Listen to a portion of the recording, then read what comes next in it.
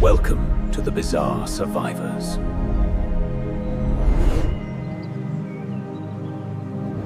The Jurassic period is frequently visualized as a world defined by the stark majesty of bone and tooth. But to truly understand its inhabitants, we must look beyond the skeleton. The core truth of life in this lost epoch is that every creature was a walking testament to adaptive architecture, and nowhere is that design more intricate, more essential than on the surface. We imagine the Titans cloaked in a generalized gray anonymity, yet the fossil record, in its rarest moments of preservation, offers a deeper intimacy. It reveals the skin itself, not as an afterthought, but as a dynamic interface between creature and world. This surface was the first line of defense, a canvas for communication, and a mechanism of thermal control. Now, let's open the fossil record and resurrect the story of the bizarre survivors. The process of fossilization is inherently biased towards the hard, mineralized structures of bone and shell. Consequently, for centuries, our understanding of dinosaurs stopped abruptly at the skeletal frame.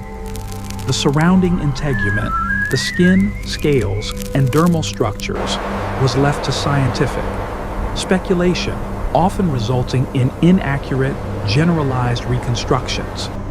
However, geology occasionally gifts us with exceptional preservation events. When a carcass settles quickly into fine sediment, shielded from scavengers and bacterial decay, the unique conditions can result in a mold of the body's surface before the soft tissue completely degrades. These are the skin impressions, trace fossils of incredible detail that fundamentally change how we visualize these animals.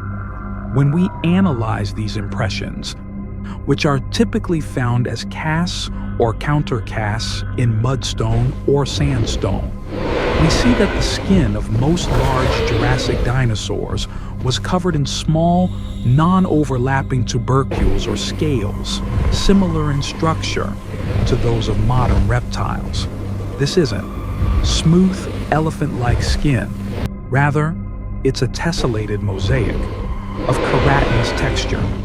For instance, the renowned skin impressions from Edmontosaurus, though Cretaceous, the principles hold, and the rarer fragments associated with Jurassic sauropods like Apatosaurus show intricate patterns. We can observe large pavement-like scales interspersed with smaller granular scales, a design optimized for weight distribution, flexibility, and abrasion resistance. This adaptation suggests a fundamental scientific deconstruction. The skin was not merely a covering, but a critical component of their locomotion and survival.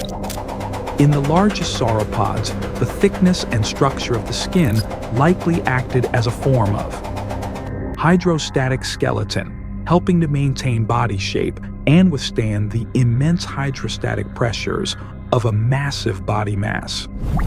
The granular texture also served a narrative immersion purpose, dramatically increasing the surface area. This physical reality forces us to move beyond the smooth, monochromatic depictions of popular culture and imagine a living, textured skin built to endure the extreme physical demands of a 50-ton lifestyle and the varied environments of the Jurassic world. The skin impressions are the physical proofs of a rugged, ancient armor. The analysis of texture is only the beginning of resurrecting the full panorama of Jurassic integument. The ultimate goal is to understand the function, which inevitably leads us to the question of color. While skin impressions reveal the architecture of the scales, the question of pigmentation remained a profound mystery for decades.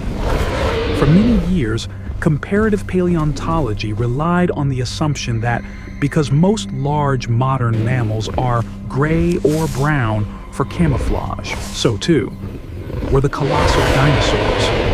This assumption is a crucial myth-busting opportunity, challenged by a remarkable scientific discovery: the identification of preserved melanosomes.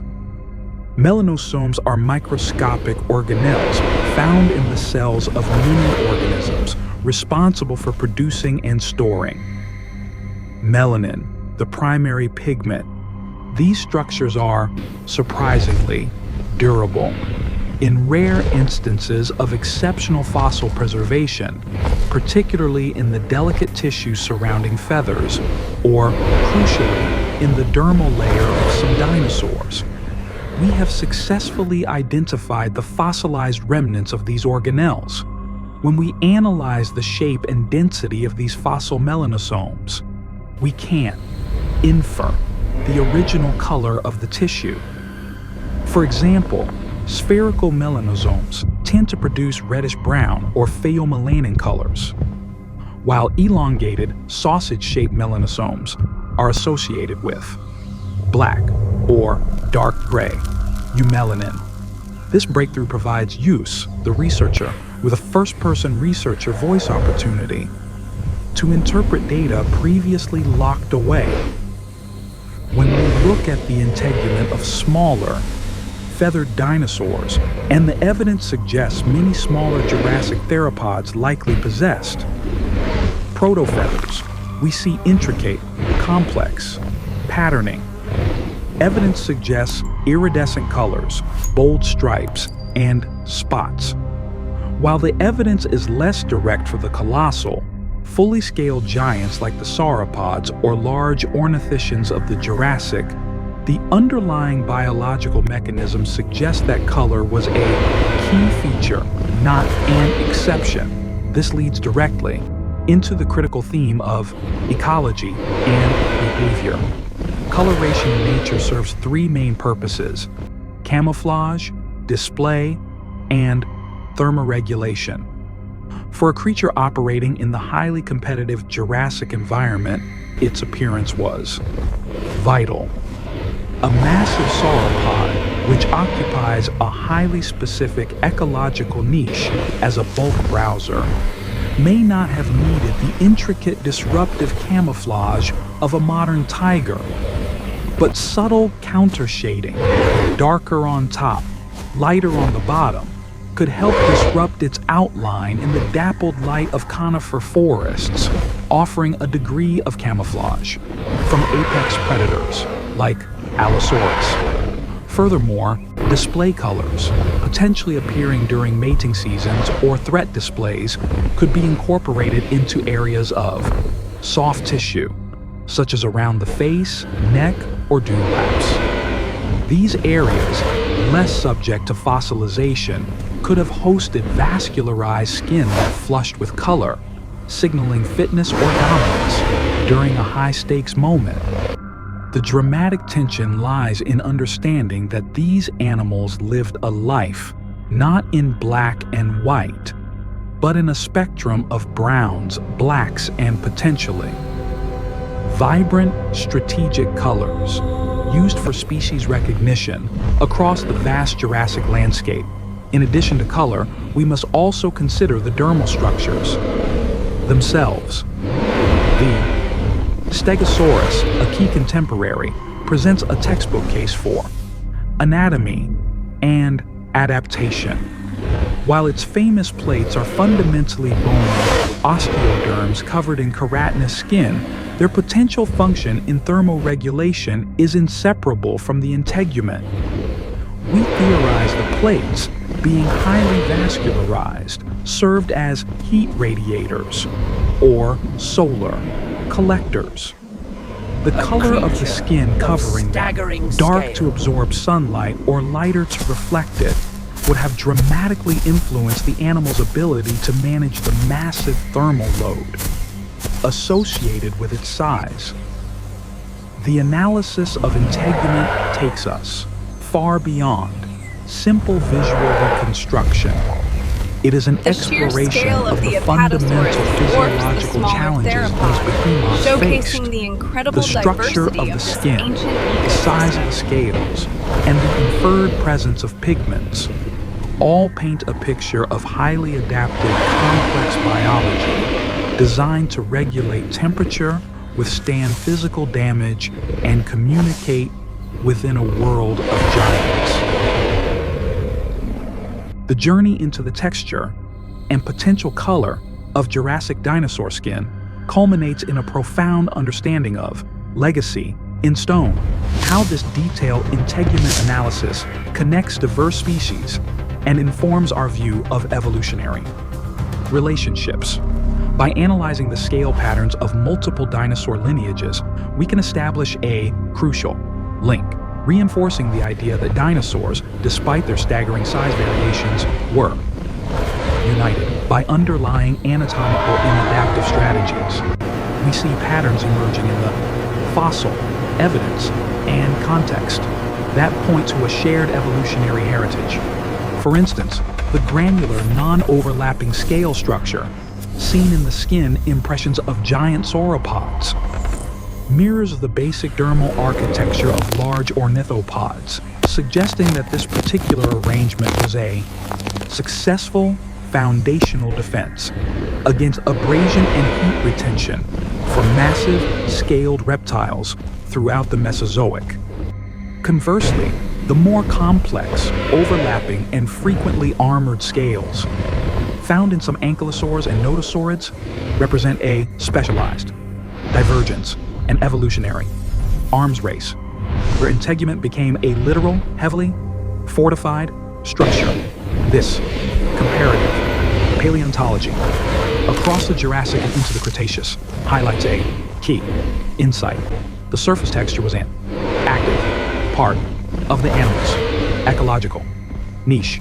The largest, slowest herbivores optimized their skin for durability and thermal control, reflecting the open air grazing lifestyles. The smaller, faster-moving species, especially the proto-feathered theropods, invested in a visually complex integument. 4. Display, interspecies, recognition, and potentially better, insulation, reflecting a life lived with greater speed and social complexity. The skin was not a static feature. It was a testament to natural selection, perfectly tailored to the environment and behavior of its owner. When we, as researchers, place all these facts together, the analysis of scale size, the inference of coloration from melanosomes, and the structural function of dermal armor, we reconstruct not just a skin, but an entire living system.